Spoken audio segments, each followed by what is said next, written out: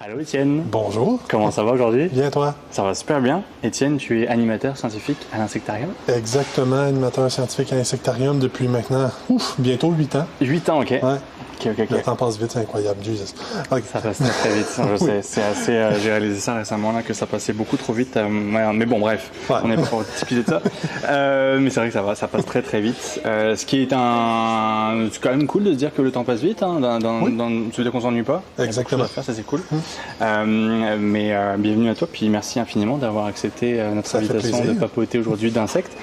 On a beaucoup de choses à discuter, beaucoup de sujets, beaucoup de questions. On a fait une pré-entrevue, puis je sais qu'on a beaucoup de thématiques, on a abordé beaucoup de choses. Sur le chat, n'hésitez pas. Là, on va parler vraiment d'insectes et d'alimentation à base d'insectes. Le but, c'est vraiment de répondre à toutes vos questions et de faire en sorte de démystifier un petit peu les enjeux, les questionnements qu'on peut avoir autour de l'alimentation liée aux insectes. Encore une fois, sur le live, vous connaissez maintenant la musique. Si vous avez la moindre question, n'hésitez pas à réagir, à poser vos questions. Étienne se fera vraiment un plaisir de répondre à toutes vos interrogations. Avant de rentrer dans le vif du sujet, parce qu'il y a des petits sachets que tu m'as amenés juste ici, il y a des petites boîtes ici qui titillent ma curiosité plus. Est-ce que tu peux nous parler un petit peu de ton parcours avant d'être arrivé à l'Espace pour la Vie, il y a 8 ans maintenant, comme tu le disais? Quelle était ta formation? D'où vient ta passion pour les insectes de manière générale? Raconte-nous tout. Donc moi, je suis technicien en bioécologie du Cégep de Saint-Laurent. La bioécologie, c'est une technique, ça fait pas très longtemps que ça existe. Ben, ça commence à faire longtemps que ça existe. Ouais. Puis on touche vraiment un peu à tout, l'écologie, la biologie plus en général. On fait même de la chimie, de la microbiologie et surtout de l'écologie, donc l'étude des relations entre le vivant et leur environnement, Ok. que le biodôme fait beaucoup d'ailleurs. Et durant ce parcours-là, j'avais un cours d'introduction à l'entomologie, le monde des insectes et de nos autres amis à beaucoup de pattes. Ouais. Et c'est absolument fascinant comme monde. D'un, il est tellement énorme, on finira jamais de tout découvrir. Je pense que c'est carrément impossible. Puis ouais, je me suis dit, si ça m'intéresse, peut-être que ça en intéresse d'autres. Et là, j'ai fait mon stage de fin de DEC avec un organisme qui s'appelle GEP, Okay. le Groupe uni des éducateurs professionnels en environnement, si je me souviens bien. Je suis sûr qu'ils ont choisi ce nom-là pour faire le jeu de mots qu'ils nous ont donné la piqûre de l'environnement. Mais bon, ça fonctionne, que voulez-vous? Et ouais, vraiment, je suis devenu maniaque de vouloir partager ma passion et mes connaissances avec les gens. Et the rest is history, comme qu'ils disent. Puis tu as toujours été à l'insectarium ou est-ce qu'avant tu étais... J'ai été principalement à l'insectarium, mais avec quand on est fermé pour rénovation en 2019, je me suis promené un peu dans le reste d'Espace pour la Vie. J'ai fait la réouverture du biodôme. J'ai fait un automne au Jardin botanique. J'ai fait le programme La nature près de chez vous, dans le temps où on se promenait dans les parcs de la grande région de Montréal pour faire découvrir aux gens justement la nature près de chez eux, qui était techniquement chapeauté par le biodôme. Donc techniquement, il me reste juste la biosphère à faire. Mais trop récente, j'ai pas eu le temps encore. Okay. Très chouette. Est-ce que depuis tout petit, tu es passionné d'insectes, en environnement? Insectes, j'avoue que c'est surtout venu avec mon cours au cégep, mais la nature en général, ça m'a toujours intéressé. Depuis que je suis tout petit, mes parents m'ont amené au biodôme, au jardin botanique, à l'insectarium. Et beaucoup à l'écomuséum dans l'ouest de l'île, à Sainte-Anne-de-Bellevue. C'est toujours quelque chose qui m'a intéressé. Puis là, quand je me suis finalement dégêné et que j'ai appris à parler au public et à partager ma passion, voilà, c'est parti. Est-ce que tu avais une petite crainte au début, justement, cette approche avec le public, c'est quelque chose qui te... Oui, ceux qui m'ont connu au primaire, secondaire, cégep et ceux qui me connaissent maintenant au travail, ils sont un peu flabbergastés. Je n'étais pas la personne qui allait parler aux gens. Moi, je pensais que j'allais plus finir... et pas que c'est une mauvaise option, là, mais plus technicien en soins animaliers ou quelque chose du genre, prendre soin des insectes, mais dans le background, en arrière-salle, dans les coulisses, pour justement pour avoir à parler aux autres. Mais finalement, c'est le fun de parler aux gens. Puis les gens sont intéressants, ils posent des bonnes questions. Donc, ouais. Mais les humains sont parfois des insectes un peu particuliers, clairement. Ça dépend lesquels. Ça dépend lesquels. Ah, c'est très chouette. Question pour Étienne, alors ça commence déjà. Oui. Si c'est opportun, c'est quoi le sujet que tu aimes le plus présenter aux gens et c'est quoi le sujet qui les fait le plus réagir? Moi, j'aime beaucoup justement démystifier et essayer le plus possible d'enlever la peur. Donc, c'est pour ça peut-être que j'adore les insectes plus particulièrement parce qu'on a tellement souvent peur des insectes que on a plein de questions sur eux, puis c'est facile après ça d'essayer de démystifier le tout. Ouais. La majorité des insectes sont complètement inoffensifs pour l'humain et la vaste majorité sont ultra bénéfiques pour nous. Donc, de passer de j'écrase tout ce qui bouge à au contraire, je leur plante des fleurs, je leur fais un petit habitat propice, mais c'est mon but dans la vie. Là. Je comprends. Puis un sujet justement qui les fait le plus réagir. C'est sûr qu'à l'insectarium, dès qu'ils voient la grosse mygale dans les vitrines, tout le monde réagit assez fort. Ouais. Quand je leur dis que la belle petite abeille qu'ils viennent de voir, en fait, c'est une guêpe, tout le monde réagit, mais j'aime bien leur dire non, c'est pas parce que c'est une guêpe que c'est méchant. Au contraire, ils sont très utiles, très gentils, très, très efficaces dans leur rôle. Comment tu gères les gens qui auraient des phobies? Déjà, je suis pas psychologue. Je pense pas que c'est moi qui va régler leur phobie en une visite à l'insectarium. Mais je les prends là où ils sont rendus. C'est arrivé quand même à plusieurs reprises qu'une personne est de tous âges, enfants comme personne aînée. J'ai dû les prendre par leur tendre le bras et visiter avec eux en agissant un peu comme un bouclier. Ouais. Amateur, c'est facile. Donc, je les prends vraiment là où ils sont rendus, je les accompagne dans leur visite. Ouais. S'ils veulent pas voir la grosse araignée, je les fais passer à côté. Si les papillons ils viennent un peu trop proches de leur tête, je les fais passer vite. Tout en essayant de faire comprendre à la partie rationnelle de leur cerveau que c'est pas dangereux. S'il y avait le moindre danger, on vous laisserait pas venir, on se passerait pas 8 heures par jour là. Mais c'est ça, c'est pas toujours facile. Et il y en a malheureusement quelques-uns de temps en temps qui partent en courant avec des grosses larmes, mais c'est la minorité, puis souvent on essaye de leur faire du bien, de dédramatiser. Ouais. Puis souvent les peurs sont très irrationnelles. Oui, c'est ça. Puis en plus avec les insectes qui, comme on l'a dit, ont très mauvaise réputation, même si c'est une mauvaise réputation souvent fabriquée de toutes pièces. Ça aide pas toujours. Mais bon, on essaye de faire ce qu'on peut. D'ailleurs, ça vient d'où cette peur des insectes et des araignées? Perso, j'ai peur des cadavres d'insectes et des œufs, mais je ne vois pas de logique là-dedans. Comme on disait, les peurs sont pas très rationnelles. Ouais, c'est ça. La définition d'une phobie, c'est que c'est irrationnel. Sinon, on aurait des phobies pour tout. J'ai la phobie de me faire tuer, mais comme c'est normal, là, tu sais. Donc, d'où ça vient? Depuis des millénaires, j'aurais tendance à dire que les insectes sont... démonisés, c'est peut-être un trop gros mot, mais détestés, ça c'est sûr. Surtout, j'imagine, depuis qu'on a commencé à faire de l'agriculture, ils mangent nos récoltes, ils propagent des maladies, ils nous mordent, ils nous piquent, ça fait mal, on n'aime pas ça avoir mal. Après ça, tu sais... Oui, ils mangent nos récoltes, mais je veux dire, si vous m'offrez un buffet à volonté, je vais manger dedans aussi. Là. C'est tout à fait normal. Il faut se mettre à leur place jusqu'à un certain point. C'est sûr que si vous attaquez ma maison, je vais la défendre, je vais vous piquer, je vais vous mordre. Donc, c'est à nous aussi de faire notre part, de les comprendre et de dire, OK, lui, à chaque fois que je m'approche de sa maison, il braque son dard. Peut-être que je vais passer à côté. Il faut lire la salle, il faut comprendre les réactions des autres. Un minimum d'empathie, là, ça n'a jamais fait de mal à personne. 100%. Puis ça vient, je trouve qu'il y a aussi, pour compléter ta réponse, il y a aussi l'aspect culture populaire, les dessins animés, les livres pour enfants. Dès le tout jeune âge, on nous apprend que la guêpe c'est méchant, que c'est piqué, puis que ça fait mal. Mais pourquoi elle pique, comme tu disais, c'est pour certaines raisons, parce qu'elle se sent en danger, donc elle attaque, elle est menacée, etc., etc.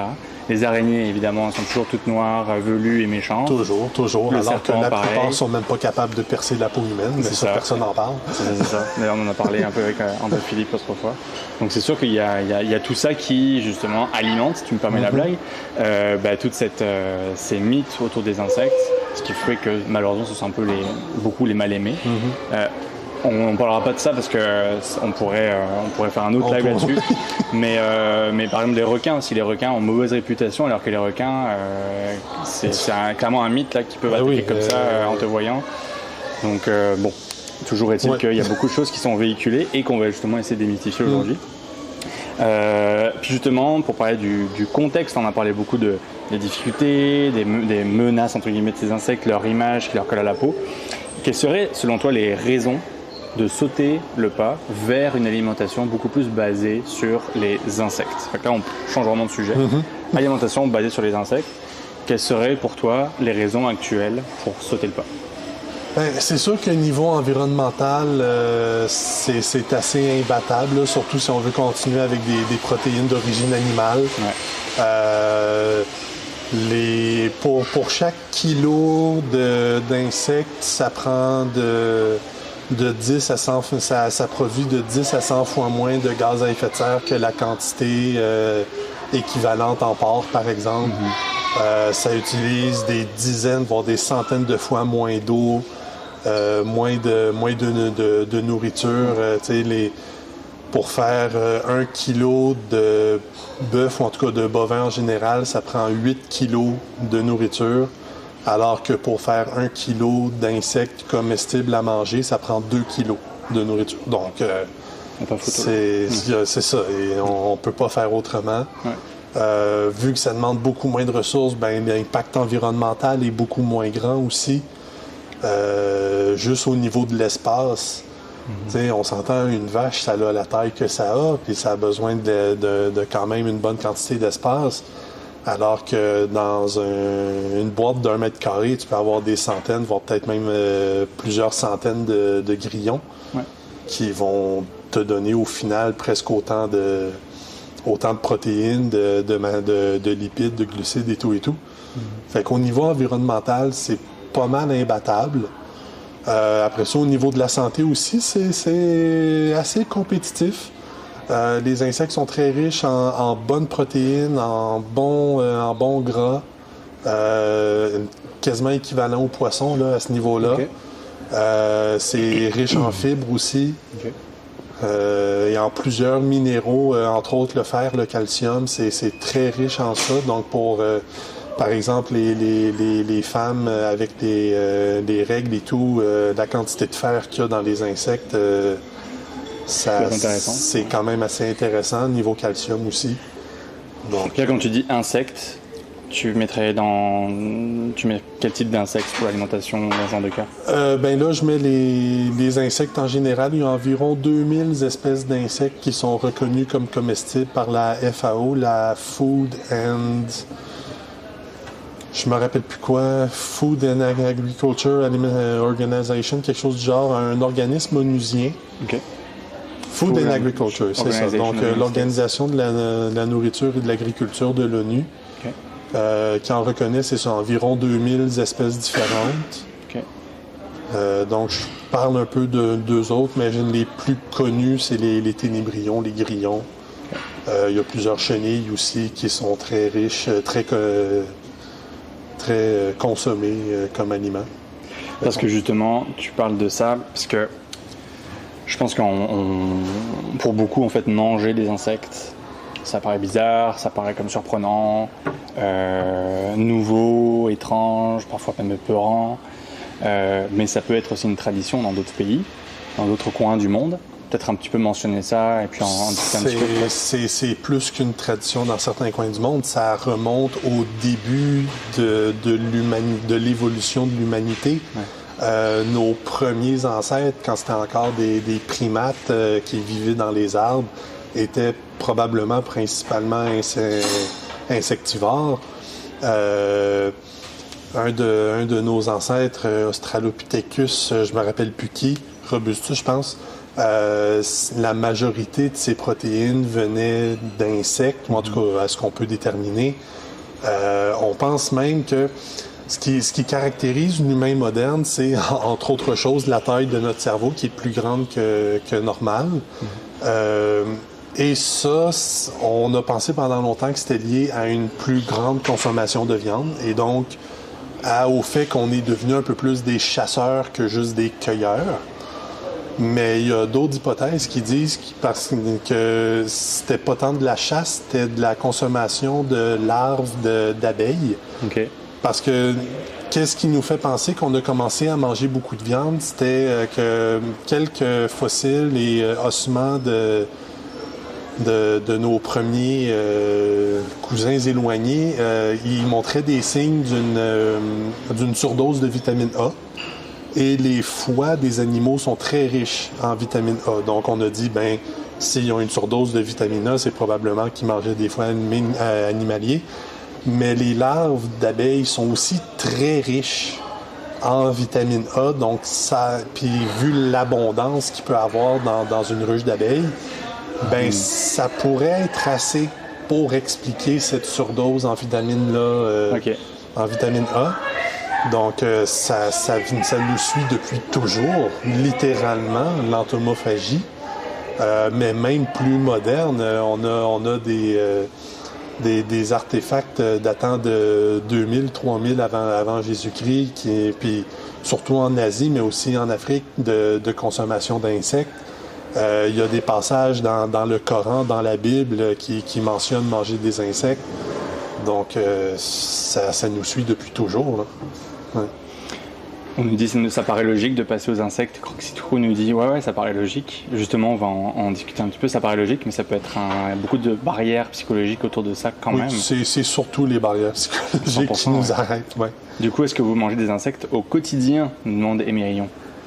Moi, personnellement, non, parce que c'est pas encore disponible à grande échelle. Mais c'est pas quelque chose qui me dérange à l'insectarium. Quand j'ai commencé en 2017, c'était l'événement Croque-Insectes. Ouais. Et horaire dépendant, presque à tous les jours, quand je pouvais, j'allais au petit casse-croûte me chercher une petite collation. Je rêve encore de la crème glacée trempée dans les termites. Mais oui, donc moi personnellement, ça me dérange absolument pas. Et oui, j'en mangerais tous les jours si c'était disponible. Puis on parlera un peu plus tard justement de l'alimentation de demain, puis en fait du fait que ce soit malheureusement pas suffisamment accessible, démocratisé, économiquement viable aussi forcément, parce que comme c'est pas suffisamment développé, il y a forcément moins d'accessibilité côté finance. Parlons des freins psychologiques à cette consommation-là, avant qu'on commence à déguster tout ça, puis nous apporter des petits échantillons. Comment, selon toi, est-ce qu'on peut réussir à passer du burk à pourquoi pas? On peut commencer simple. Personne vous oblige à prendre la larve crue sur une souche et vous la mettre dans la bouche tout de suite. Il y a la poudre de grillon qui est quand même trouvable en magasin et même en grande surface. Et c'est de la poudre. Si vous mettez de la poudre de protéines dans votre smoothie ou dans votre shake le matin, c'est pareil. Puis c'est assez polyvalent. Vous pouvez mettre ça dans de la pâte à muffin, de la pâte à cupcake, de la pâte à crêpes, votre smoothie, votre shake, n'importe quoi. Donc, commencez petit, une petite cuillerée de poudre de temps en temps. Puis après ça, vous verrez, vous viendrez à nos boutiques, on essaiera de vous faire déguster ce qu'on va tester tantôt. Et on commence par là. Il n'y a pas de stress, là. Justement, tu parles des boutiques de l'Espace pour la Vie, puis c'est vrai que vous en vendez. On en parlera vers la toute fin, mais peut-être justement expliquer qu'il y a quelques boutiques spécialisées à Montréal qui vendent ce genre de produits-là, mais clairement pas partout. Clairement pas partout. En même temps, c'est un peu l'œuf ou la poule. Est-ce que c'est pas encore commun parce qu'il n'y en a pas partout ou il n'y en a pas partout parce que tout le monde a les réactions de dégoût. Donc, il va falloir s'aider un peu là-dessus, la gang. Mais c'est quand même disponible, là. Il y en a dans les métros. Moi, je sais, dans le temps, j'en avais vu au Provigo, au IGA. Donc, vraiment, dans les grandes surfaces, il y en a. Sinon, dans les épiceries un peu plus fines, un peu plus santé, comme Rachel Berry. L'autre, malheureusement, désolé, chère boutique, qui est en face du épicerie fine, qui est en face du Palais des Congrès. J'ai oublié votre marque, mais il y en a là aussi. Puis sinon, directement sur le site du fournisseur aussi, ça se fait là. Ouais. Donc pour répondre un petit peu à ta question aussi, Croc-Citrouille, pour essayer d'en trouver. Je sais que j'ai une communauté qui est franco-québécoise. Donc c'est sûr qu'en France, je sais pas trop exactement s'il y a des magasins ou des marques spécialisées là-dedans. Ouais, j'avoue que j'ai limité mes recherches au Québec, mais ça devrait se trouver en France, en Europe aussi, là, je peux pas croire. Là. J'ai vu la chenille sur Google, vraiment j'ai une réaction de dégoût total. Oh non, Croc-Citrouille.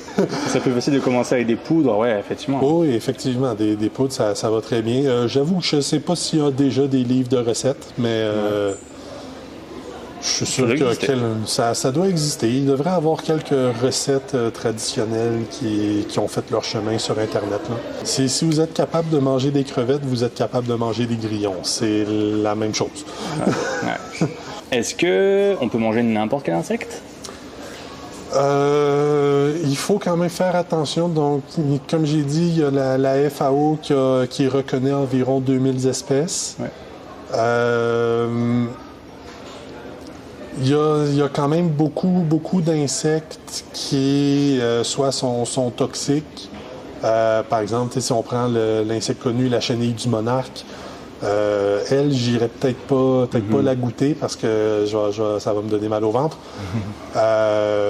Donc, il faut faire attention à ça. Faut pas non plus piger n'importe quel insecte qu'on voit en nature parce qu'il y en a que, bon, ça va pas goûter bon ou, veut pas, ils ont des maladies parasites, même si c'est pas nécessairement des maladies ou parasites qui peuvent se transmettre à l'humain, ça reste que c'est pas idéal là, de consciemment manger des parasites. Donc non, je dirais pas tous les insectes, mais c'est pas comme tous les crustacés ne sont pas comestibles non plus aussi. Là. Ouais. Fait quoi? Un peu la même chose que les champignons aussi. Un peu la même chose que les champignons, ouais. Les effets seront peut-être moins forts quand même, là, mais... Ouais. mais oui. De ça, tous les champignons sont comestibles au moins une fois. C'est pas faux, ouais. Oui, au moins une fois. Ouais. Mais bon... On peut les ingérer, après... Je vais laisser d'autres faire les tests pour ce bout-là. Là, je vois Soliflore qui parle des personnes allergiques aux crustacés. Oui, exactement, un très bon point. Les crustacés sont les ancêtres des insectes. Leur carapace, leur exosquelette sont faits des mêmes composantes. Donc oui, si on est allergique aux crustacés, on est plus que probablement allergique aux insectes. Okay. Donc ça, effectivement, il faut faire attention. Okay. Mais si vous réussissez à éviter les crustacés, vous allez réussir à éviter les insectes. Donc, j'ai 4 produits d'une compagnie qui s'appelle La Mexicoise, qui est faite justement préparée au Québec. Okay. Donc, on a des ténébrions et des grillons à l'érable. Okay. On a des sauterelles chipotle. Ouh. On a aussi d'autres ténébrions, cette fois-ci à l'érable et à la cannelle. Ceux-là, ils sont quand même assez bons. Okay. Et des grillons rôtis à l'ail. Donc, si vous aimez les patates à l'ail, je vous garantis que vous allez aimer ceux-là. C'est juste un peu plus croustillant. Ça donne envie. Hein? Ça donne envie, ouais. Les patates à l'ail, là, on va se garder le sucré pour le dessert. Et en plus, c'est des sachets refermables. Donc, si vous ne mangez pas tout d'un coup, il n'y a pas de gaspille. Donc, grillon rôti à l'ail.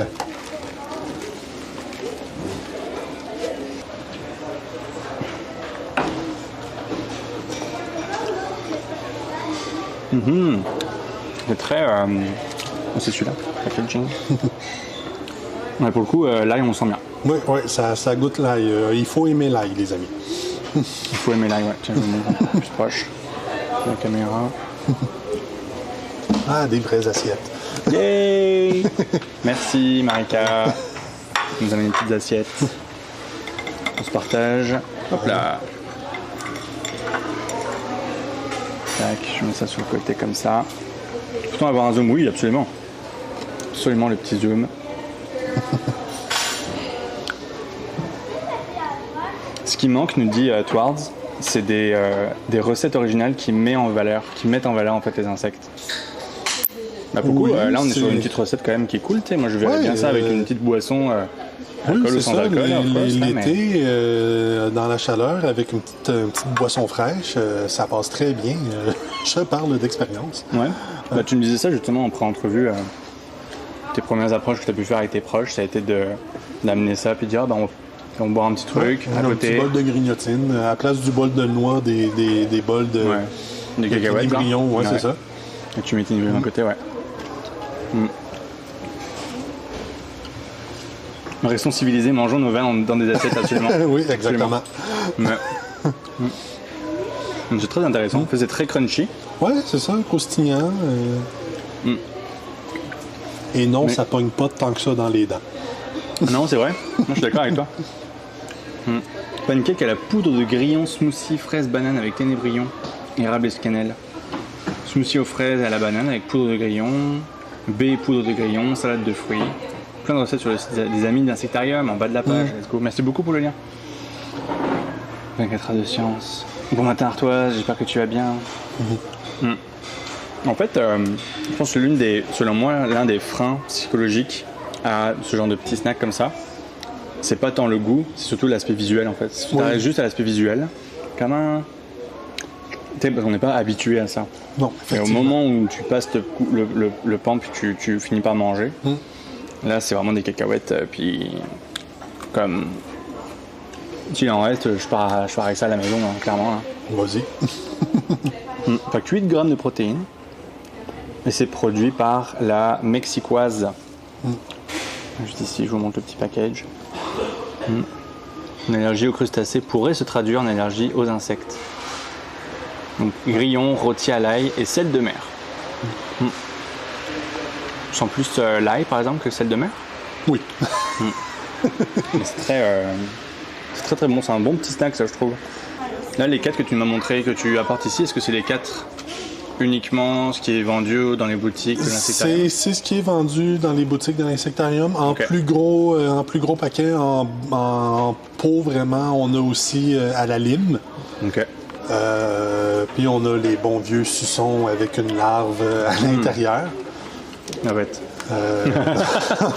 Est-ce qu'on est sur un gros vendeur ou en général Je pense que oui. Ouais, c'est sûr que moi, l'éducation, c'est pas moi qui a les chiffres. Mais oui, ça se vend. Là. Bon, merci des beaucoup. Fois un peu en dare, là, en défi pour amis et familles qui visitent. Mais bon, ça se fait pareil.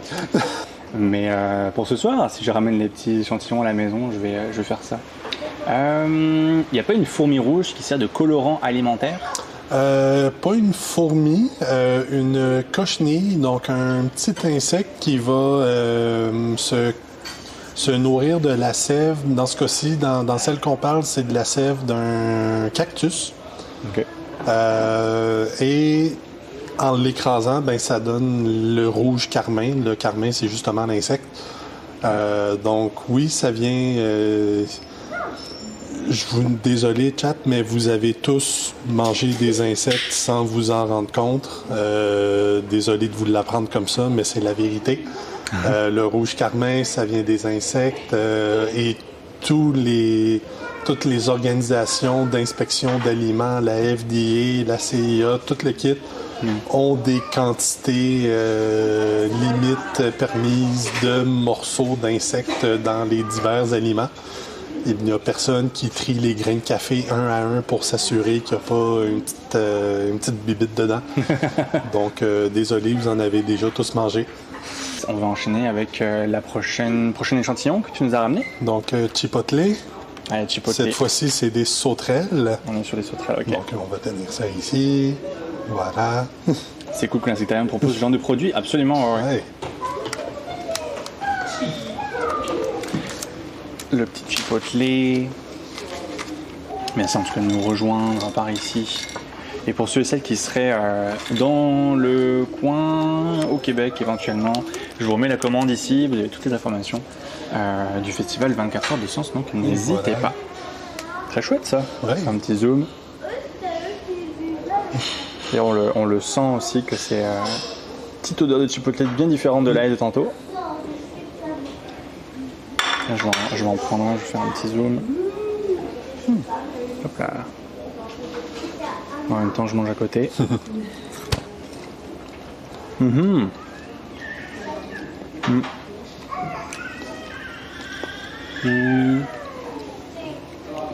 goût un peu plus prononcé. Il faut aimer le chipotle. Il faut aimer le chipotle. Ouais. Sans patte ni tête, une Warm. Ouais, des sauterelles, c'est plus gros que des grillons, donc on peut se permettre d'enlever un petit peu de morceaux sans perdre la moitié de l'insecte. Il y a ça aussi à gérer, hein? Absolument. Absolument. Comme on était sur les grillons, mais sur les grillons, on avait juste une petite partie au final de l'insecte, mais c'est vrai. C'est pas mon préféré par exemple, je pense. Mais parce que c'est surtout les épices en tant que telles qui. Ouais, moi aussi, je suis un peu moins chipotle, mais bon, ça, c'est un goût personnel. Là. Ouais, 100% personnel. Mais c'est crunchy. Okay. Bon, Star Plat, comment ça va? Sans pâte ni tête, c'est ça. Coucou Smash, comment ça va? Mais c'est vraiment les épices. Les épices, je pense, sont comme un petit peu intenses, mais ça se mange quand même. Oui, non. Peut-être plus ceux-là avec une petite boisson froide pour peut-être un peu atténuer. Ouais. Mais non, très bon. Une petite limonade ou un truc à côté, là. Dans des tacos, ça serait bon. Sur votre toast à l'avocat, là, ça aurait été très bon, je pense. Mais ça m'arrive régulièrement de faire des petits pokés. Oh. Merci beaucoup. Merci pour l'eau. J'en ai une encore. Merci beaucoup, Fanny. Je suis encore en train de finir mon petit Pellegrino. On partage, on boit. Tiens, cheers. Cheers. Merci beaucoup encore une fois, Étienne. Ça fait plaisir.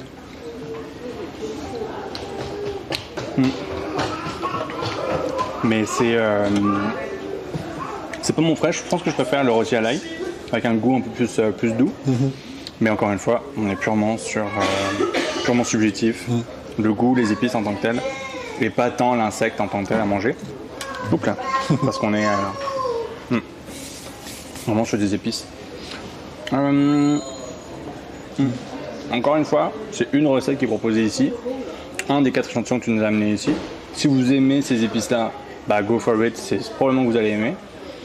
Mais il n'y a pas de goût derrière je ne sais pas trop comment est-ce qu'on pourrait décrire ça. On est vraiment beaucoup plus sur les épices qui sont très de l'avant et qui sont vraiment des petites cacahuètes qu'on pourrait grignoter. Vraiment, on est vraiment là-dessus. Est-ce qu'on enchaîne sur le troisième? Oui. Allez. Donc là, on va aller un peu plus dans le sucré. Donc on a le choix entre érable tout court ou érable et cannelle. Érable tout court. Puis après, on rajoute la cannelle après. On est que sur quel insecte? C'est des ténébrions et des grillons. Okay. Donc un petit mix, un petit mélange. Ok. Croque Citron nous demande quel est le prix pour un sachet, comme ce qu'on a, un sachet comme ça là. Un insectarium, ces sachets-là, c'est 5 $. Ok. Le pot je me rappelle plus quelle quantité, mais quand même de bonne taille, il est 13 $. Ok. Donc là-dedans, on a combien de grammes? C'est une. Par 15 grammes, on a 4 grammes de protéines, 10 grammes de glucides, surtout à cause de l'érable, mais très peu de gras. Je vais vous montrer le petit névoyant juste ici.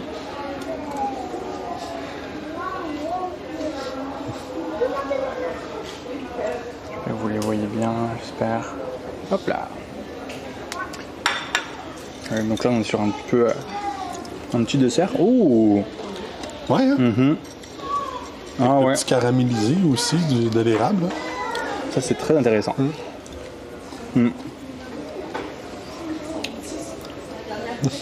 On dirait du...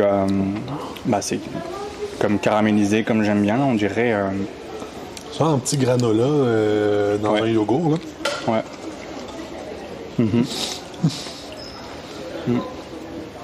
Fait un petit côté un peu caramel beurre salé. Ça me mettait bien dans les gâteaux, ça, je pense. Oui, effectivement. Ouais, c'est très intéressant.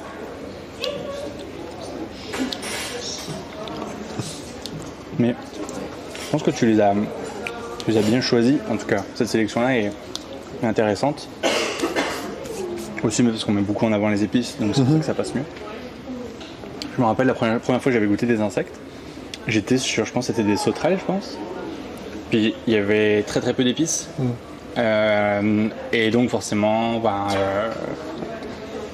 c'était pas... On les goûtait plus. Ouais, c'est ça. C'était pas fou au niveau de la portion gustative, du goût. Ouais, parce qu'à la base, ça a un goût quand même assez neutre, un peu noiroti, moi, je trouve. Ok, ouais. Donc, si vous aimez les noiroti, normalement, ça devrait bien aller. Non, je trouve que ouais. C'est intéressant. Il y aurait certainement des recettes à faire là-dessus. On dirait un influenceur foodie que tu montres exactement. Ouais, non, 100%. Je vais me reconvertir. C'est science à la carte. Donc à la carte égale on bouffe. Tout est logique. Tout est logique. Un mélange de noix et d'insectes. En fait, je trouve que le côté caramélisé me fait oublier en fait que c'est des insectes que je mange. J'ai l'impression juste de manger. C'est ça, encore une fois du caramel. Hummus épicé à la poudre de grillon, salade verte d'été avec sauterelle à la lime ou grillon canadien rôti à l'ail. Patate douce épicée à la poudre de grillon, trop bien. Trop intéressant. T'as faim l'orgibus, c'est vrai, à 18h50, faut dire. Ouais, c'est vrai que de l'autre côté, c'est ça, 6 heures de plus. Il est présentement midi 53 pour ceux qui nous rejoignent. Donc le prix d'un sachet Croque-Citrouille, on est sur du 5 € pour le sachet qu'on vous a montré, là, chacun fait 5 €. Vous avez un format un peu plus grand. Donc c'est sûr qu'on est sur un produit qui n'est pas forcément accessible pour tout le monde, hein, certainement. Mais justement, c'est l'un des enjeux qui fait en sorte que c'est pas assez démocratisé, notamment l'aspect économique. Je vous rattrape sur le chat. Merci beaucoup, 24 heures de science, pour tous les liens. Bon matin gouache, j'espère que tu vas bien. Alors l'idée de mettre dans un yaourt, j'adore. Ouais. Dans un yaourt, j'adore l'idée. Je trouve ça vraiment super intéressant, ouais. Parce que ça rajoute en fait l'aspect sucré. Vous prenez un yaourt nature, là, puis vous mettez ça. Je trouve que l'aspect sucré on mettrait directement du sirop d'érable, mais là on peut mettre directement ça. On a un côté crunchy qui est, je pense, très intéressant. Comme dit chez moi, le goût est fade, l'avantage est qu'on sent surtout l'accompagnement. Ouais, c'est ça, ouais. Ouais. Puis l'analogie va être un petit peu tirée par les cheveux peut-être, mais ça fait un peu penser comme le tofu. Le tofu, comme rares sont les personnes qui vont dire j'aime ça manger du tofu comme ça. C'est tout l'accompagnement, la façon dont tu vas faire ta recette, l'accompagnement, puis toutes les épices que tu mettrais avec tout ça, qui vont faire en sorte que ton tofu va être bon. Exactement. Mais si tu manges juste ton tofu comme ça, c'est sûr que ça va pas être très alléchant. Bientôt sur le menu déjeuner chez Cora, ouais. Allô mon coco, pourquoi pas, franchement, ce serait très ambitieux, je pense, de faire ça. Mais ça participerait au fait de pouvoir réussir à démocratiser l'alimentation à base d'insectes. Éventuellement, hein. Est-ce que c'est game de faire ça? Pas sûr. Ça serait un coup marketing potentiellement intéressant, je pense, mais un autre show. Je pense pas que les gens soient prêts à ça. Moi, je suis prêt à les mettre au défi, mais je suis un potentiel client sur je sais pas combien, donc mais ça serait effectivement, ça aiderait beaucoup la cause. Ouais. De marketer autour de ça, ça pourrait vraiment. Il y a peut-être quelque chose à aller chercher là-dedans. Hein. Si jamais vous nous écoutez, hein, et les personnes qui travaillent pour le Mon Coco, les chefs et tout ça, n'hésitez pas à le frier. Tu auras des œufs, en tout cas des repas de brunch avec des insectes. Pourquoi pas. Est-ce qu'on rajoute la cannelle? On rajoute la cannelle. Allez. Donc cette fois-là, c'est juste des ténébrions, érable et cannelle. Encore une fois de la marque mexicoise, c'est la seule qu'on a. Parce que c'est pas encore super commun, mais bon. J'ai des trop gros doigts pour ma taille de ces sachets. C'est une, tu l'as déjà dit, mais c'est une entreprise québécoise? En tout cas, derrière, c'est marqué Aliments du Québec. Donc, c'est quand même... Ça commence bien là, dans ces temps d'achat local et de... Hein? Merci. Voilà. Je vous montre ça. Hop là.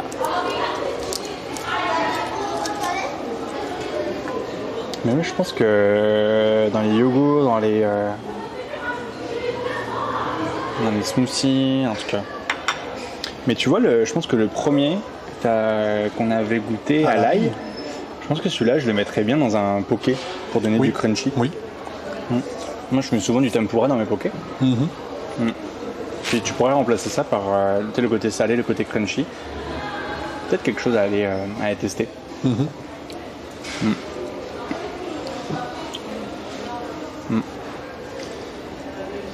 On sent beaucoup plus la cannelle que tantôt.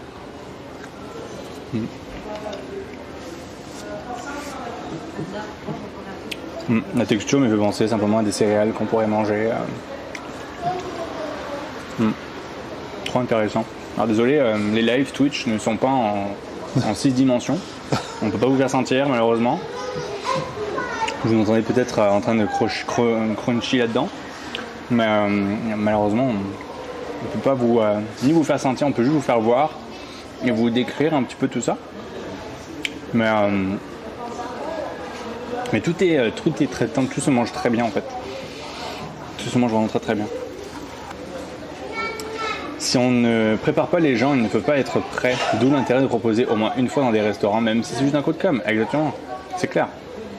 En fait, si on ne propose pas la possibilité en fait aux gens de pouvoir en consommer facilement, c'est-à-dire qu'il ne faut pas aller dans un endroit spécifiquement pour en avoir, probablement que ça pourrait marcher.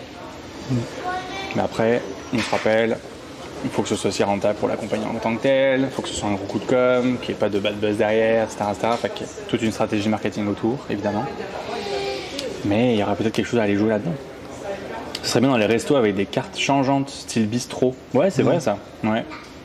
Des restos gastronomiques, ça doit exister. J'imagine qu'à Montréal, il doit y avoir des gastronomiques. Ça doit exister. Je sais que l'Insectarium, on a fait affaire avec le chef Daniel Vézina pour faire une boîte justement de mets, de préparation entomophagique. On avait des tapenades, des tartinades, des craquelins, même des petits gâteaux. Puis c'était excellent. Ouais. Et oui, ça prouve qu'on peut apprêter les insectes de manière gastronomique. Là. S'il y en a bien un qui connaît ça, c'est chef Vézina. Donc, ouais. Parfait, ça fait le tour. Ouais, j'ai trop. Je pense que le premier que j'ai préféré, c'était le ail. L'ail. On a commencé par mon préféré. Chipotle, je pense que celui-là, je vais le mettre de côté, mais c'est simplement à cause des épices. Puis les deux desserts. Si vous aimez sirop d'érable, allez-y avec la première option. Sinon, la deuxième, plus cannelle, qui fonctionne très bien et qui est très très très bon. Et qui, je pense, avec les desserts, se lit vraiment bien. Question pour Étienne, c'est quoi le truc le plus wild que tu aies goûté en matière d'insectes? Ou le produit le plus étrange que tu aies déjà vu?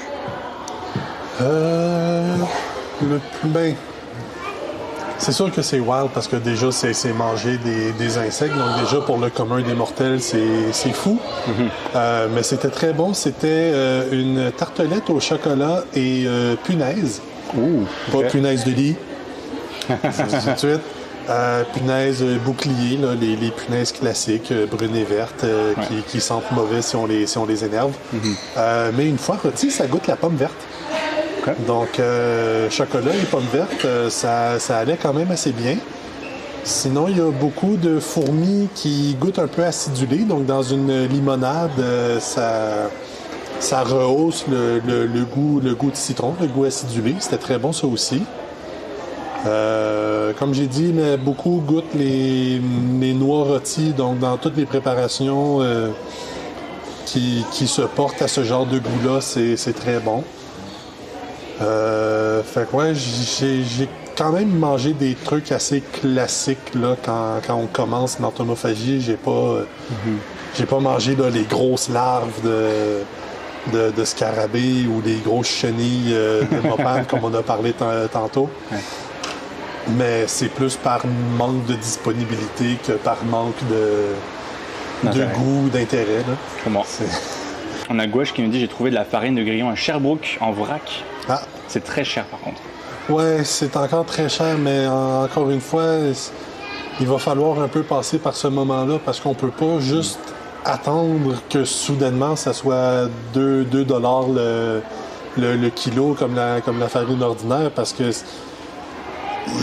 c'est l'offre de la loi et la demande. C'est économie 101. Là.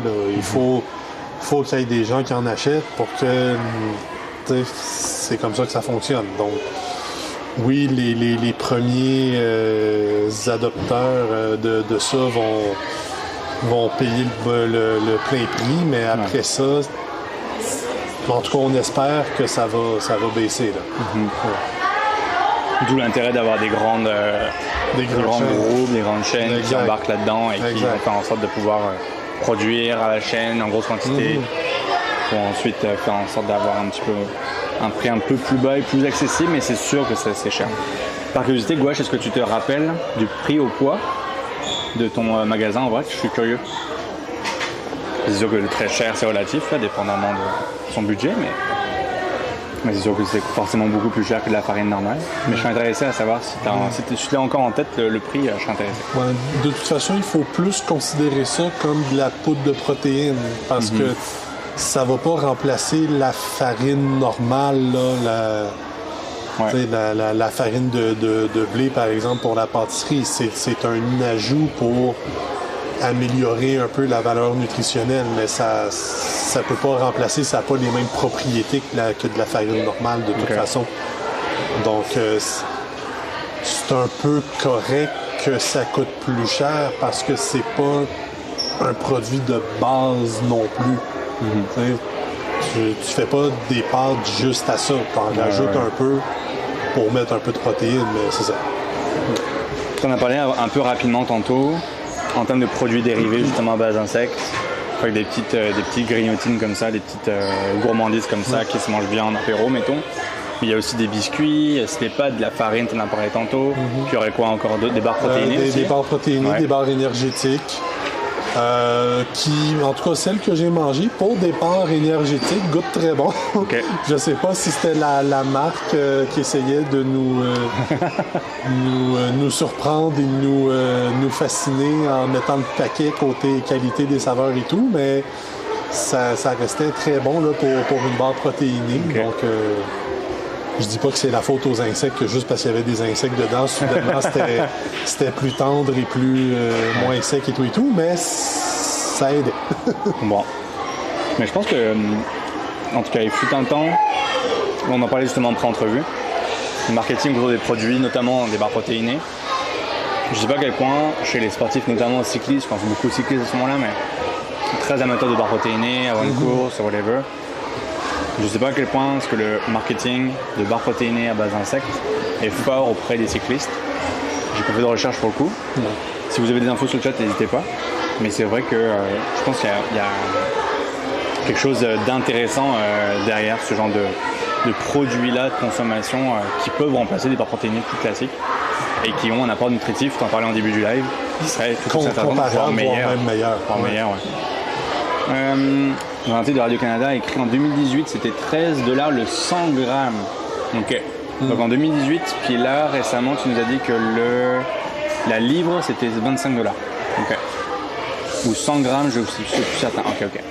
Une livre c'est 450 grammes, donc ben, ça a quand même déjà beaucoup moins descendu de prix. Ça semble avoir descendu pas mal de prix, ouais. Ok, quand même un peu plus accessible quand même. Toi, Étienne, des publicités de tout genre de produits-là, t'en as déjà vu? Non, à ce que je sache, j'en ai pas vu.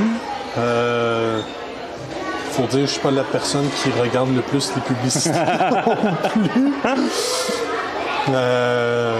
Mais oui, effectivement, la Mexicoise et autres produits, si vous nous écoutez, peut-être une affiche ou deux dans un abribus, ça pourrait aider. Ouais. Mais bon.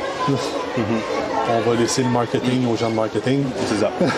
Sur le site de la Mexicoise, c'est 11,99 $ le 100 grammes pour le prix actuel. Ok. Fait 12 $ le 100 grammes. Ouais. Intéressant. Donc, je nous ai apporté des amis. Alors, on a justement des Ténébrions. Et un phasme, Wow. un insecte-branche. Ben, je ne sais pas à quel point ils seront visibles avec les reflets sur les boîtes, mais j'ai le droit de les sortir de la boîte s'il faut. Très cool. Donc, on va commencer par celui qui n'est pas comestible. Wow. Donc, on a un magnifique diaphérode géant, un phasme qui nous vient de la Guadeloupe. Ça, c'est une femelle. La femelle est quand même assez grande, hein? C'est pas pour rien qu'on l'appelle géante, et elle est un beau vert tendre. Le mâle, il va être plus court, plus mince et brun. Donc, on peut pas vraiment se tromper dans l'identification. Les phasmes sont peut-être pas comestibles. En tout cas, j'avoue que j'ai pas fouillé dans les 2000 espèces reconnues, voir s'il y en avait.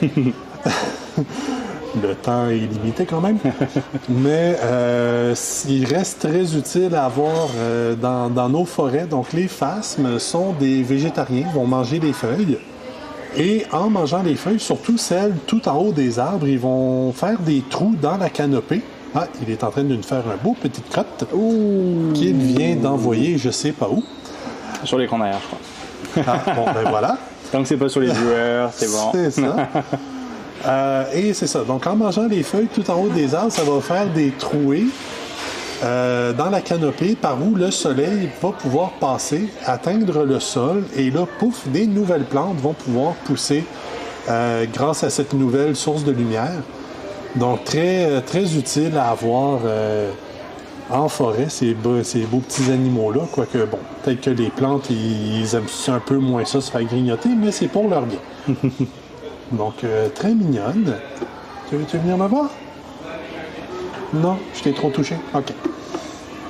Bon, voilà. Là, on est sur combien de grammes, genre? Très léger, là? Quand même assez léger. Attends, on va voir si elle veut venir dans ma main. Attends, me voir. Bon matin, Lisco, bienvenue. Et voilà, bon petit chou. Hein? Waouh! Voilà. Bon, très, très tranquille. Là, elle est un peu énervée parce qu'on la dérange de son endroit, de son repos, mais elle n'est pas en détresse non plus, là. Si tu veux l'essayer pour savoir, avoir le feeling à peu près combien ça pèse. Ouh! Ouh! Sensation un petit peu bizarre. Voilà. Ouais, on est sur du 2 grammes, là. Très léger. Donc voilà, on va La couleur est magnifique, absolument. Ah oui, vraiment. Donc tu disais que c'était une espèce qu'on retrouve en Guadeloupe, c'est ça que tu disais? Oui, en tout cas, vous avez trouvé en Guadeloupe. Et voilà, de retour à la maison. Ça va la mettre en hauteur, donc elle va s'accrocher au grillage au-dessus de son vivarium, puis elle ne bougera plus de là. Bon. Je ne retrouve vraiment pas sa crotte, mais bon. Peu importe. Écoute, c'est... Désolé, équipe d'entretien du planétarium. Désolé. C'était pas prévu, mais les insectes vivants, c'est comme ça. C'est comme ça. Et sinon, ici, on a des ténébrions. Ce n'est pas les mêmes espèces qu'on vient de déguster. L'espèce de ténébrion qui est souvent mangeable, c'est le ténébrion meunier, le fameux ver à farine. Okay. Parce qu'il est super facile à élever. Eux, c'est des ténébrions qui sont plus des endroits désertiques. On va avoir juste ici... Oh, il est petit, lui. On va avoir le ténébrion cendré du désert. Le désert, dans son cas, c'est le désert du Mojave aux États-Unis, près de Las Vegas. Okay. Et pour survivre beaucoup de ténébrions vivent dans un désert. Et pour survivre dans un endroit comme ça, leur stratégie, ça va être de suer le moins possible. Donc, de garder l'eau à l'intérieur de leur corps. Pour ça, ils ont plusieurs stratégies. La première, c'est leur couleur. C'est pas pour rien qu'on appelle ça des ténèbres ions. Okay. C'est qu'ils sont tous de couleur foncée. Je vais expliquer pourquoi celui-là est pâle dans quelques instants. Et on a découvert que chez les insectes, la couleur noire, la mélanine, ça faisait que les pores de leur peau, les trous par lesquels la sueur sort, sont encore plus petits que d'habitude. Okay. Donc, l'eau a vraiment de la difficulté à sortir. En plus, normalement, chez les coléoptères, les scarabées, la partie ici sur le dos, on appelle ça des élytres. Et normalement, c'est ça qui s'ouvre pour révéler des ailes en dessous. Et là, l'insecte va s'envoler.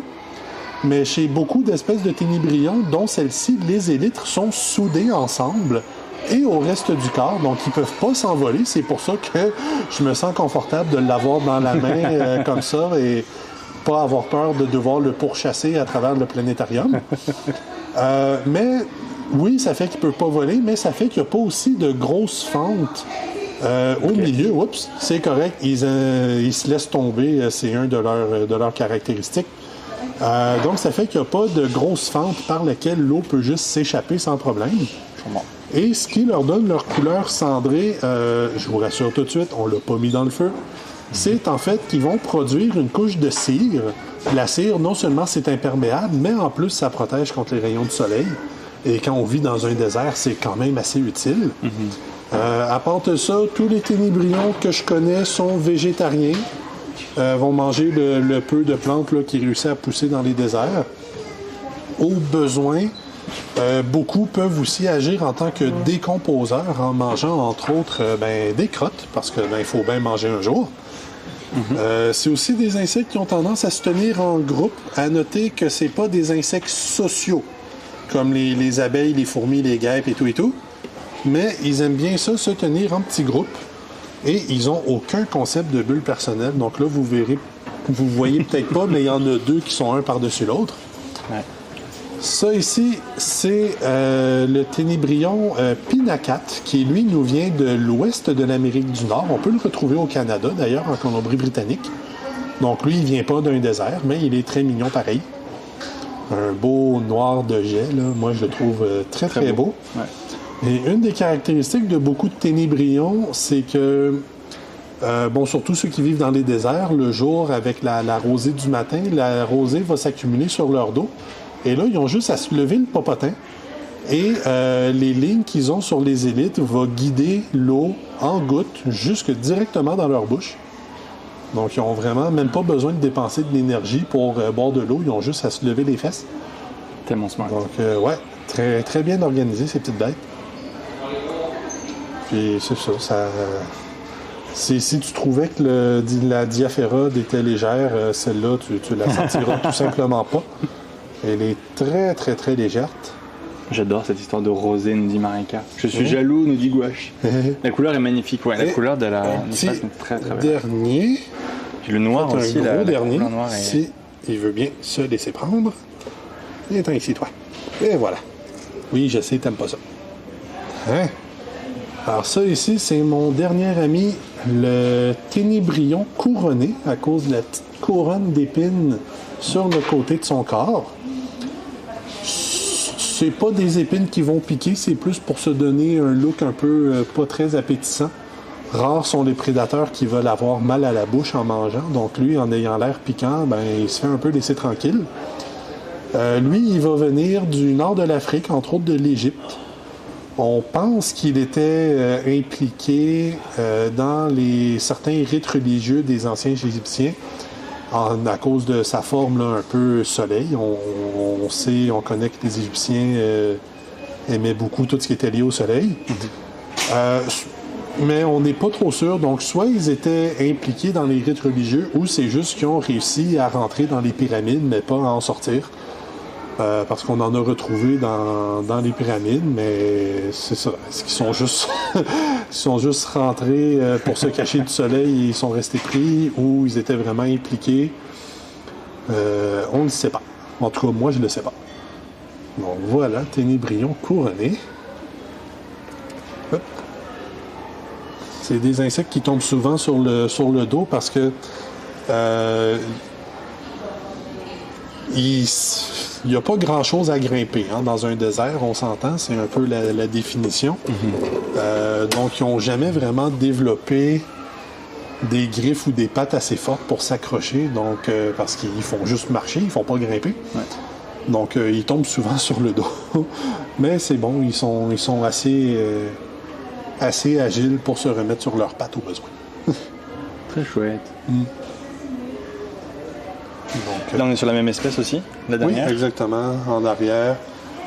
J'avais demandé à nos techniciens de nous sortir deux membres de chaque espèce qu'on avait.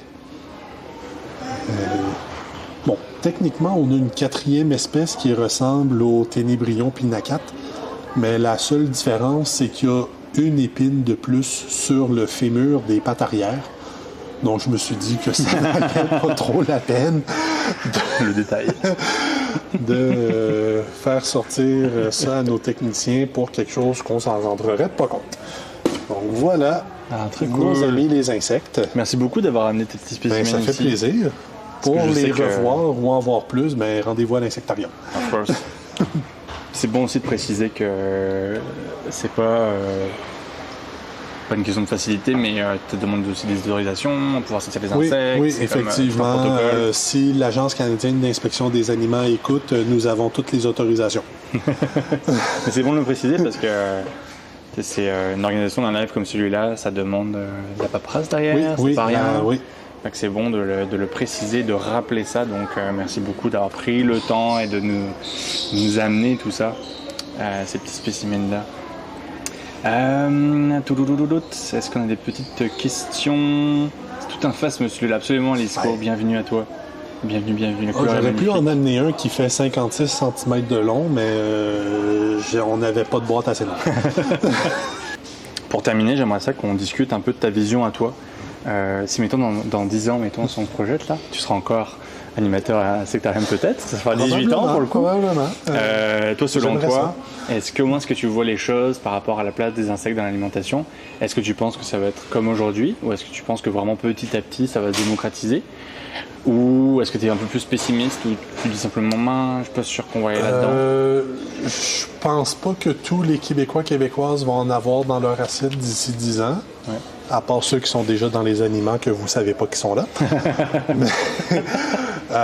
Mais oui, c'est sûr que j'aimerais ça que les prix baissent, qu'il y ait une plus grande démocratisation, qu'on commence à les retrouver plus que juste dans quelques grandes surfaces et sinon les épiceries fines ou plus santé. Donc oui, c'est ça que j'aimerais beaucoup. En plus, parce que ça voudrait dire que les gens sont plus confortables avec le monde des insectes, ce qui est quand même notre but à l'insectarium. Ouais. Donc oui, j'ai quand même confiance que ça augmente petit à petit. Ouais. Puis c'est ça, avec des Twitch comme ça, des plateformes, si on peut refaire affaire avec des grands chefs québécois ou internationaux. Oui, il y a définitivement de quoi faire, en tout cas, ça c'est sûr. Parce que j'ai l'impression que l'alimentation, c'est de plus en plus facile de pouvoir manger végétarien. Oui. En termes de consommation d'insectes, j'ose espérer en tout cas qu'on aura le même mouvement que ce qu'on a avec le végétarisme, le véganisme. Après, je sais, bossant, puis on en a déjà parlé en live, vous savez, vous connaissez mes positions là-dessus, mais souvent on en discute un peu. Toute la désinformation qu'il peut y avoir autour de la consommation d'insectes. Puis il y a des mouvements complotistes justement qui disent non, on va nous faire juste bouffer des insectes au nom de nos libertés, etc. Un peu les mêmes récits qu'on a pu avoir durant la pandémie. On a ça aussi pour la consommation d'insectes, ce qui forcément vient freiner l'avancement de cette consommation-là, puis la démocratisation. Beaucoup de désinformation malheureusement. Mais ça faut aussi en tenir compte. Puis peut-être que vous l'avez jamais vu passer sur les médias sociaux, parce que c'est quand même assez minoritaire, assez niché quand même d'être anti-consommation d'insectes, mais ça existe vraiment dans certaines sphères malheureusement. Il faut quand même le préciser. En tout cas, merci pour ton avis là-dessus. Puis dans 10 ans, peut-être qu'on se reparlera, puis que les propositions ici auront peut-être évolué, puis qu'on pourrait éventuellement carrément faire un énorme brunch à base d'insectes et tout, avec une collaboration avec Allo Coco ou d'autres brands de brunch. On a une question de Mamol qui nous dit: est-ce que la législation canadienne est prête pour la vente d'insectes pour consommation? Ben clairement oui, parce qu'on a des produits en vente, entre autres à Espace pour la vie et dans plusieurs épiceries fines ou non. Donc oui, je pense que la législation est déjà là. Comme tout autre aliment, c'est des produits qui sont inspectés par les différentes agences et administrations. Donc niveau santé, niveau sécurité alimentaire, tout est correct là. C'est pas vendu subtilement, tu sais, quelqu'un qui vous accoste dans une ruelle, qui ouvre son manteau et qui dit « Veux-tu manger des grillons? » C'est pas ça, là. C'est des produits officiels de compagnies certifiées avec des produits inspectés par les différentes agences. C'est tout fait dans les règles de l'art. Puis dirais-tu qu'il y a peut-être une législation supplémentaire parce que c'est des insectes? À cause en tout cas, d'autres aspects auxquels on ne penserait pas, mettons... Peut-être, si ça se développe, il faudrait voir. Là, pour l'instant, c'est les grillons, les sauterelles, les ténébrions, c'est tous des insectes qui viennent déjà, qui sont cosmopolites, qu'on appelle, qui sont déjà présents partout dans le monde ou presque. Donc, il n'y a pas de législation à avoir selon est-ce que ça pourrait devenir une espèce envahissante ou une espèce ravageuse. Ils sont déjà présents sur le territoire canadien, voire même le territoire nord-américain, point. Après ça, il faudra voir si on veut, par exemple, justement, là, on en a parlé au début, la chenille mopane, qui est très, très, très courante en Afrique. Bon, faudra voir avec l'Agence canadienne d'inspection des aliments. Je pense pas tant pour le côté nutritif, plus pour le côté si elle s'échappe de la culture, est-ce que ça peut devenir une nouvelle espèce canadienne? Mais à part ça, je pense pas qu'il y a de problème là, de ce côté-là. Je comprends. C'est vraiment juste dans nos têtes. Ouais. Les animaux de compagnie mangent souvent des insectes dans leurs croquettes, c'est pas faux, ouais. Oui, c'est d'ailleurs peut-être par là que ça va commencer un peu... réduire l'impact écologique de la nourriture qu'on fait pousser ou qu'on élève pour la volaille, pour le bétail, pour le bétail, pour l'aquaculture aussi, les poissons. Donc oui, c'est pas juste l'humain là, qui devrait se mettre à l'entomophagie, c'est le monde animal en général. Là. Ça rappelle l'histoire de la spongieuse. L'histoire de la spongieuse? Oui, il y a beaucoup d'insectes, puis d'animaux en général, bien honnêtement, qu'on a fait venir dans différents coins de notre belle planète pour répondre à différents besoins, comme par exemple la fameuse coccinelle asiatique. On l'a fait venir pour que dans les serres, elle mange les pucerons, parce qu'elle est quand même assez grosse, elle est quand même assez agressive. Une serre, c'est pas étanche. Elle a trouvé le petit trou, elle est partie et maintenant, elle vole la place de nos coccinelles indigènes, qu'on en a quand même plusieurs dizaines de types de coccinelles indigènes au Québec. Mais on voit juste la coccinelle asiatique parce que ben, justement, elle est plus grosse, elle est plus agressive. Donc oui, les menthes religieuses, c'est pour ça qu'on en a au Canada. Les menthes religieuses viennent d'Europe, ne viennent pas du Canada. Il n'y a pas de menthe au Canada native, ou en tout cas pas au Québec. Okay. Elles viennent toutes de l'étranger. Donc oui, il y a plusieurs histoires. Là, ça aussi, ça pourrait être un autre stream. Oui, notre prochain stream. Ouais. Mais c'est vrai, les poissons d'élevage, ils mangent quoi? Pas des insectes? Soit les poissons d'élevage, qu'est-ce qu'ils mangent? Du peu de recherche que j'ai eu le temps de faire, ça va être souvent des croquettes, par exemple, au soya. Okay. Le soya qui est quand même en tout cas, à ce que je sache, une plante quand même qui demande beaucoup de ressources à produire, beaucoup d'eau, beaucoup de minéraux dans le sol. Donc on en fait pousser beaucoup pour, entre autres, donner aux poissons, mais s'ils mangeaient des insectes à la place, ils auraient probablement une meilleure alimentation et ça ferait ça de moins de soya à faire pousser, donc on réduit l'impact environnemental de ça. On a des poissons de meilleure qualité, fait que ça aiderait ce bout-là. C'est bon de rappeler aussi qu'on n'est pas sponsorisé par la Mexicoise. On met juste en avant les produits qui sont proposés à la boutique de l'Insectarium, un espace pour la vie. Mais la meilleure façon de convaincre quelqu'un de réfractaire, c'est de convaincre son voisin. En tout cas, d'essayer de trouver une façon de présenter le message. Mais ça, je pense que c'est pour tous les aspects, c'est pas juste pour les insectes. Là, c'est de manière générale, quand tu souhaites essayer de faire changer la vie de quelqu'un sur n'importe quel sujet, il faut essayer de trouver une façon d'aborder les choses, d'aborder les conversations difficiles, de savoir qu'on va toucher l'ego des gens et que forcément quand tu touches l'ego des gens, ça va être réfractaire et que Puis il y a beaucoup de biais aussi qui sont de l'avant, des biais cognitifs. On n'a pas vraiment eu le temps d'en parler, mais oui, des biais culturels et psychologiques, il y en a à la pelletée, là. On saura qu'on est rendu dans la démocratisation quand on pourra commander un trio McCricket. Le rêve. Retiens pas ton souffle, sauf qu'il est 55. Je pense pas que c'est demain la veille. Oh my god. Je pense que ce commentaire-là, il faudrait l'encadrer. Oh, c'est tellement bon. Le trio McCricket, c'est délicieux. Oh my god. Eh ben, my god, sur ces belles paroles. Merci beaucoup encore une fois Étienne, c'est excellent commentaire Sophie. Oui. Merci beaucoup Étienne, Parent d'avoir été avec nous. Merci beaucoup.